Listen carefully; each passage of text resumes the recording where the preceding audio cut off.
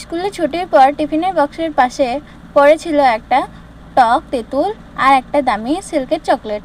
Chocolate ভাইয়ের খুব অহংকার করে বলল, আহ, আমার কি সুন্দর সোনালি রঙের জামা, আর তুমি তো দেখতেই একদম কুচকানো কালশিটে। তেঁতুল দিদি তার টক মুখটা আবারও বাঁকিয়ে বলল, আরে চকলেট বাবু, বেশি ভাব নিও না, রোদে একটু বেশিক্ষণ থাকলেই তো গলে জল হয়ে যাবা। আমার শক্তি জানো, আমাকে দেখলেই মানুষের জিভে জল চলে আসে। চকলেট হেসে বলল, বাজে কথা, আমি মিষ্টি তাই সবাই আমাকে ভালোবাসে, তুমি এতই টক যে কামড় দিলেই লোকের চোখ মুখ খিচড়ে ফেলে।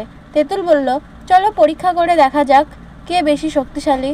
এমন সময় ছোট বল্টু ব্যাগ থেকে চকলেট বার করে মুখ দিল, কিন্তু দুষ্টু তেঁতুল দিদি চট করে চকলেটের গায়ে লেপটে গেল। বল্টু কামড় দিতেই তার অবস্থা দেখার মতন। চকলেটের মিষ্টি আর তেঁতুলের টক মিশে বল্টুর মুখের ভেতর যেন বোমা ফাটলো। বল্টু চিৎকার করে বলল, মা, আমার চকলেট কি নষ্ট হয়ে গেছে? এটা মিষ্টি আবার টক। সে মুখ ভেঙচি নাচতে শুরু করলো। চকলেট আর তেঁতুল যখন বল্টুর পেটের ভেতরে গিয়ে ঝগড়া করতে লাগলো, তেঁতুল বলল, দেখলে তো, আমার টক স্বাদের কাছে তোমার মিষ্টি হার মেনেছে। আর চকলেট বলল, উফ, তোমার টক তো আমার মিষ্টিতেই মিশে নতুন ফ্লেভারই তৈরি হয়ে গেছে।